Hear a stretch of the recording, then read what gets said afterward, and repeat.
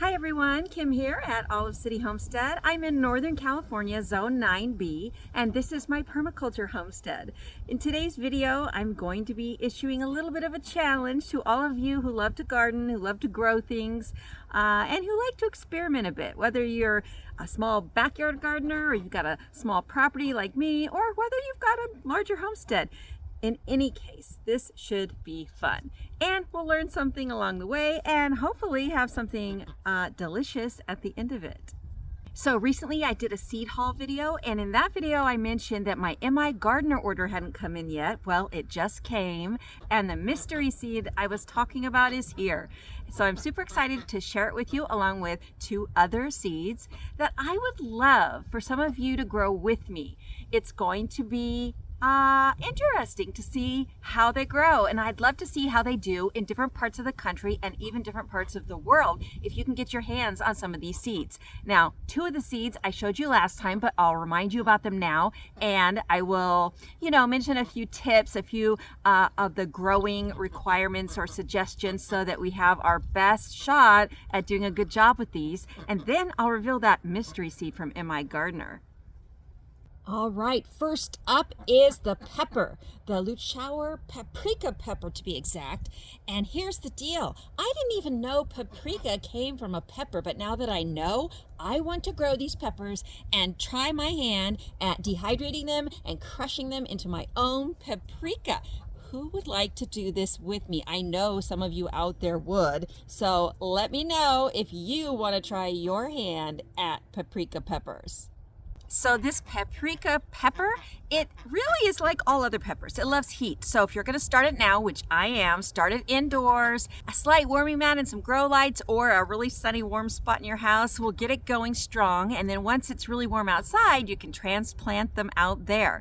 I'm going to do it both ways. I'm going to start some indoors, and then since we get warm pretty early here, I'd say mid-May, I'm going to start some more then, and we'll see how it goes. But it should be pretty easy to grow these. It's that the type of pepper it is, which is a very rare 1800s drying pepper coming from Hungary, known for being used in paprika. So the challenge might be in getting it to be super productive, or growing a lot of them, so that we have plenty of peppers at the end of the season to dry them and then crush them and use them as paprika powder in some of our favorite dishes, like say Hungarian goulash. My mom used to make that when I was growing up all the time. She also used paprika, like most people do, on the top of deviled eggs. So I'm definitely wanting to grow my own paprika, and I want you to join me. Any takers?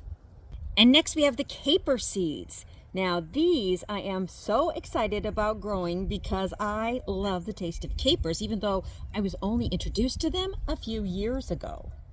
Now, if you've ever had capers, you might very well want to join in on this challenge and grow some for yourself because they're so good, aren't they? I love using them in cooking, but now I can make my own.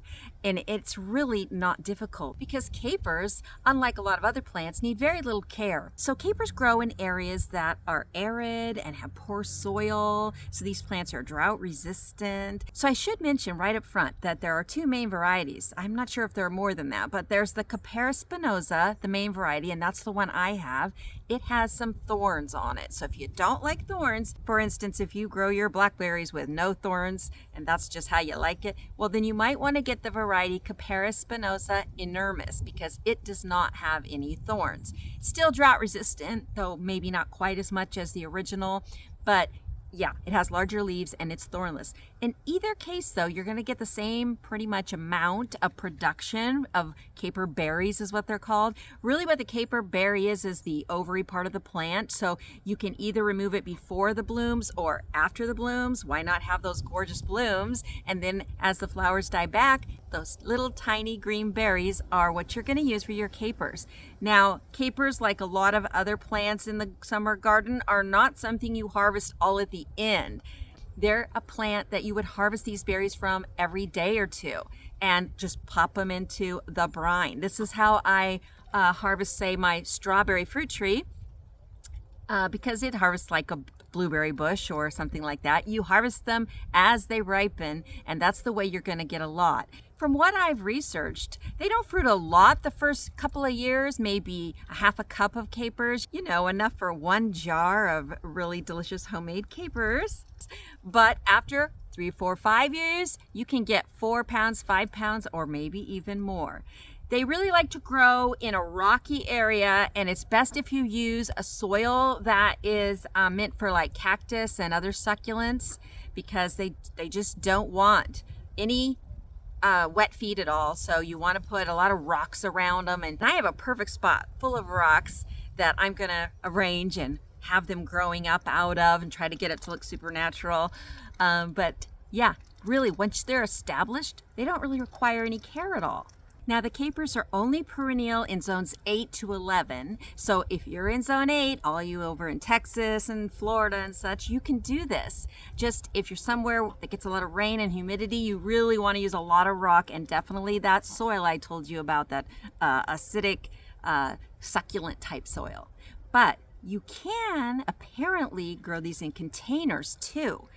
I'm gonna try this. I think it'll probably be more challenging than growing it outdoors, but if we can grow them in containers, then anyone can grow them, because you just bring them into, say, your garage in the winter.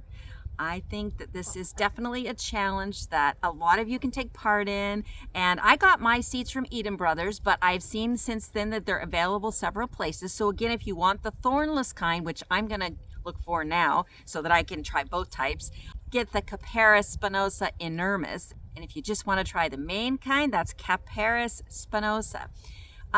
One thing is, if you get both, like I'm going to do, you do want to grow them in separate areas so they stay separate and don't hybridize, although that might be interesting too. But anyway, and now it's time for the mystery seed. Let's see what I got from MIGardener just the other day, including the mystery seed.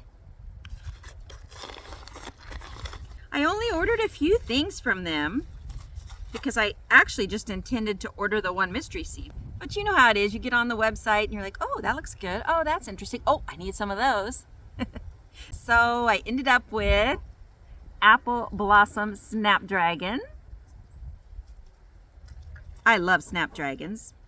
And based on Nicole's recommendation, Nicole Smith Gardening, I got the Geranium Kiss Cherry Tomato, and I'm really looking forward to seeing how this compares with, say, Sun Gold and Sweet 100s.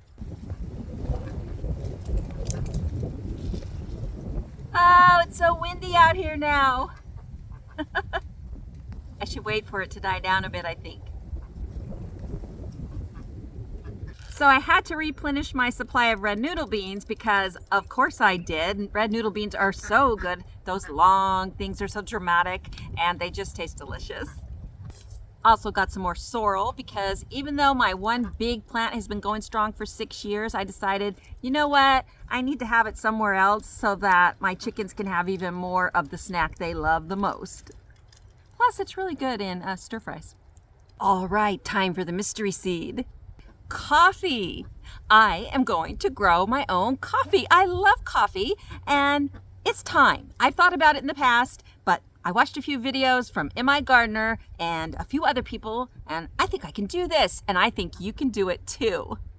Would you like to join me and try? Now, the thing about coffee is it's only perennial outdoors in zones 11 to 13. So even I, in zone 9B, cannot grow this outside year round. So it's going to have to be in containers, and it's going to have to be moved into an enclosed area of some sort. Now, I will say some people, like MIGardener, have had success growing them on a south-facing wall right next to their house, putting some of those warm, like, Christmas lights on them, and, you know, various things like that, maybe covering them. And I've done some stuff like that to a lesser degree with some of my citrus, and it's worked. And I think with these I might even attempt it. But, you know, we get down into the mid-20s occasionally, very rarely, but say 4 or 5 times a winter. In fact, this Thursday we're supposed to get down to 28 degrees at, 3 a.m. Yeah, the coffee wouldn't survive that. So I'm going to grow most of them in containers and then take them somewhere indoors, probably into my carport, and maybe cover them there on cold nights, and then they should do okay. Now, the other interesting thing about coffee is you have to be patient. So they can take anywhere from 2 weeks to 3 or 4 months to germinate. This is going to be a real trial for me. Yeah, a trial by fire. Literally, as it gets hotter and hotter, I'm going to be wondering, are these things ever going to come up? And I would love it if some of you would be wondering and hoping and being impatient alongside me. So if you would like to try growing your own coffee and having these wonderful coffee berries to experiment with at the end of the season, it probably takes a couple years from what I understand to get enough berries to, grind your own coffee and drink it.